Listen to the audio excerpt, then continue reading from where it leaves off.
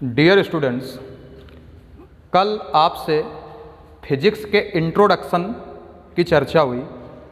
आपने कल जाना कि आखिरकार भौतिक विज्ञान क्या होता है, और मैंने अपनी बात जो ख़त्म की थी वो ख़त्म की थी भौतिक राशियों पर।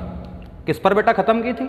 भौतिक राशियों पर, जिसको इंग्लिश में हम बोलते हैं फिजिकल क्वांटिटीज। तो फिजिकल क्वांटिटीज भौतिक विज्ञान के अंतर्गत बेटा दो भागों में डिवाइड की गई हैं। पहली हैं मूल राशियां और दूसरी हैं व्युत्पन्न राशियां। मूल राशियां मतलब जो स्वतंत्र हैं, जिनको हम किसी दूसरी राशियों की मदद से नहीं प्राप्त कर सकते हैं, अर्थात जिनका अस्तित्व इंडिपेंडेंस है, स्वतंत्र है। और दूसरी हैं व्युत्पन्न राशियां जो डिपेंडेंट क्वांटिटीज हैं, अर्थात जब डिपेंड हैं तो वो डिपेंड किस पर होती हैं? मूल राशियों पर।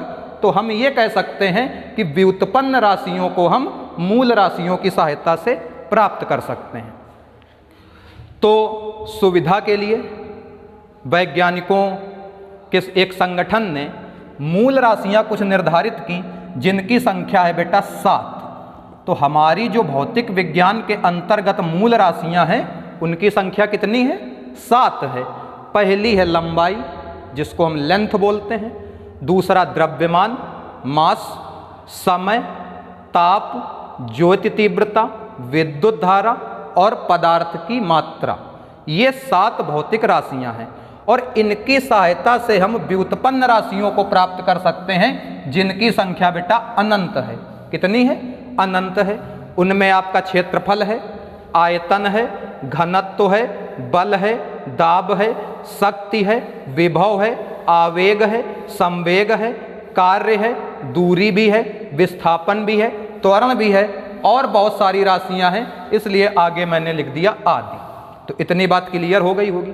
तो अब बेटा जब हमारे पास इतनी भौतिक राशियां हैं तो उनका मापन करना भी आवश्यक है। तो मापन क्या होता है? मापन को हम बाद में जानेंगे, उसके पहले हम जानेंगे मात्रक, अर्थात मूल राशियों को हम किस तरीके से व्यक्त करते हैं, अर्थात मूल राशियों को या व्युत्पन्न राशियों को। तो कुल मिला के हम कह सकते हैं भौतिक राशियों को व्यक्त करने की विधि मात्रक कहलाती है, जिसको हम कहते हैं यूनिट। तो जब भौतिक राशियां बेटा 2 प्रकार की हैं, मूल राशियां, व्युत्पन्न राशियां, तो हमारे मात्रक भी 2 प्रकार के हैं, मूल मात्रक और व्युत्पन्न मात्रक। क्लियर? भौतिक राशियां कितने प्रकार की? 2 प्रकार की, मूल राशियां, व्युत्पन्न राशियां। इनकी संख्या कितनी है? 7 है। इनकी संख्या कितनी है? अनंत है। तो अब इनको हमको व्यक्त करना होगा। तो इनको व्यक्त करने की विधि या व्यक्त करने की जो सिस्टम होता है उसको हम मात्रक कहते हैं। मात्रक भी 2 प्रकार के हैं, मूल मात्रक, व्युत्पन्न मात्रक। तो परिभाषा किस तरीके से होगी?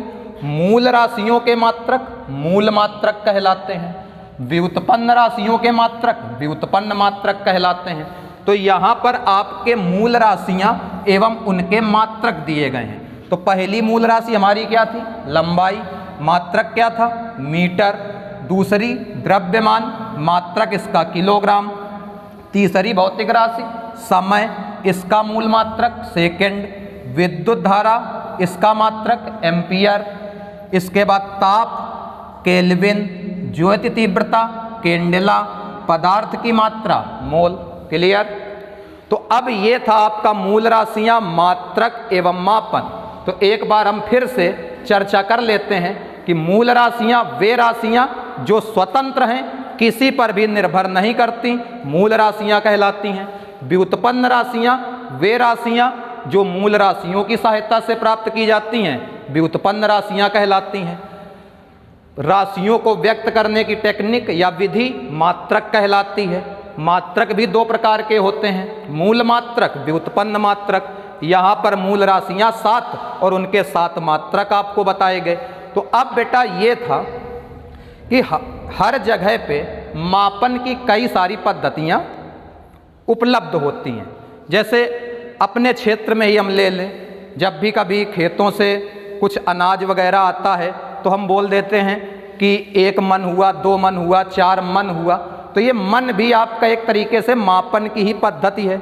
सेर, सवा सेर, इनके बारे में भी सुना होगा, धड़ी, दो धड़ी, मील, इनके बारे में भी सुना होगा। तो ये मापन की पद्धतियों के अंतर्गत आते हैं।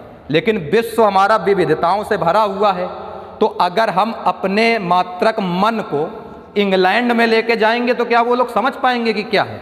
तो उसके लिए वैज्ञानिकों ने किया क्या कि मापन एवं उसके लिए कुछ पद्धतियां निर्धारित कर दी, और उसमें से एक पद्धति उन्होंने इंटरनेशनल लेवल पे बना दी, जिसको हम एसआई पद्धति बोलते हैं।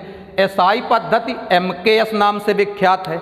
MKS से मतलब ये है कि इसमें लंबाई का मापन मीटर द्वारा होगा, द्रव्यमान का मात्रक किलोग्राम द्वारा होगा, और समय का मापन जो होगा वो सेकंड द्वारा होगा। लेकिन कुछ यूरोप की कंट्रीज में, अमेरिका की कंट्रीज में मापन की कुछ पद्धतियां और प्रचलित हैं। उनमें है एक CGS पद्धति। इसमें लंबाई का मात्रक सेंटीमीटर होता है, द्रव्यमान का मात्रक ग्राम होता है, समय का मात्रक वही सेकंड होता है। कुछ उत्तरी अमेरिकी महाद्वीपों में FPS पद्धति भी प्रचलित है। फुट लंबाई का मात्रक, पाउंड आपका द्रव्यमान का मात्रक, और सेकंड जो है आपका वो समय का मात्रक है। तो फुट और पाउंड हो सकता है आपके लिए कुछ नए हों, लेकिन यदि आप लोग WWE देखते होंगे तो उसमें देखते होंगे जैसे रोमन रेंज या ब्रॉक लेसनर फाइट के लिए आता है तो बोलते हैं 6 feet 3 inch toll, Roman Reigns 283 pound.